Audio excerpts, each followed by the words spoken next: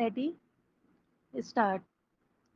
धारा 363 और 34 व्यपहरण सामान्य आशय, जहां अभियुक्त व्यक्तियों की कार्य योजना में मतैक्य था और दोनों अभियुक्त पीड़ित को सिलीगुड़ी ले गए और सहयोजना के अनुसार दोनों अभियुक्तों ने पीड़ित बालक का व्यपहरण किया और एक स्थान से दूसरे स्थान ले गए। वहां अवयस्क पीड़ित बालक के विश्वसनीय, अकाट्य और सत्य अभिसाक्ष्य के आधार पर व्यपहरण और सामान्य आशय के लिए दोनों अभियुक्तों को दोष सिद्ध किया जाना उचित और तर्कसंगत है।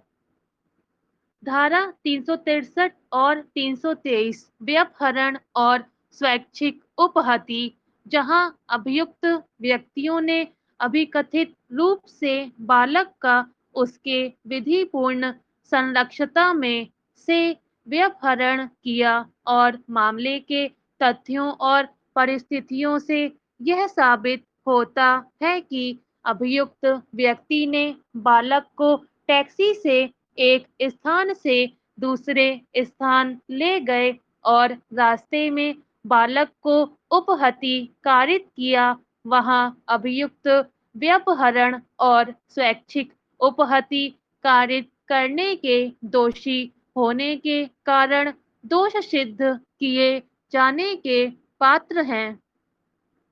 धारा 395, 396, 397 और 458 सपठित साक्ष्य अधिनियम 1872 की धारा 3 और 9 डकैती साक्ष्य का मूल्यांकन अभियुक्त के बारे में यह अभिकथन किया जाना कि इत्तलाकर्ता के झोपड़ी को तोड़कर उसमें घुसे और वहां पर डकैती डाली तथा गंभीर क्षति पहुंचाई। अभियोजन साक्षियों ने शनाख्त परेड परीक्षा में किसी अन्य आपराधिक मामले में गिरफ्तार अभियुक्त व्यक्तियों की शनाख्त की। साक्षियों द्वारा न्यायालय में शनाख्त परेड परीक्षा साबित नहीं की गई साक्ष्य का सारभूत टुकड़ा नहीं है। वस्तुओं की शनाख्त परीक्षा जिन्हें प्रदर्शित करने और संपुष्टि के लिए न्यायालय में पेश नहीं किया गया। यदि अभियुक्त व्यक्तियों की शनाख्त की विशेषताओं को प्रकट नहीं किया गया है और अभियुक्तों द्वारा पुलिस के समक्ष व्यक्तियों और वस्तुओं की पहचान पर्याप्त नहीं है, इसलिए अभियुक्त व्यक्ति दोषमुक्त होने के हकदार हैं। धारा 498 का और 306 सपठित साक्ष्य अधिनियम की धारा 3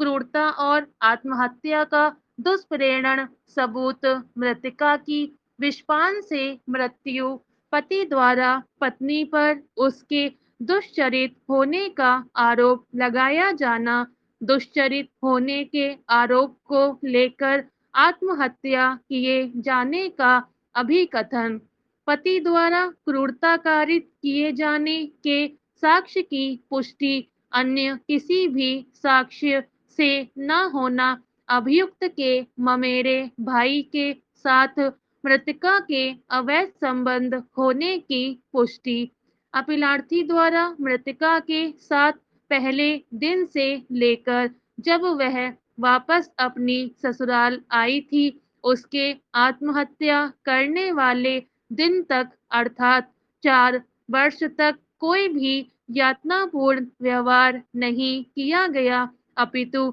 मृतका और अपीलार्थी के ममेरे भाई के बीच अवैध संबंध पाए गए। स्टॉप।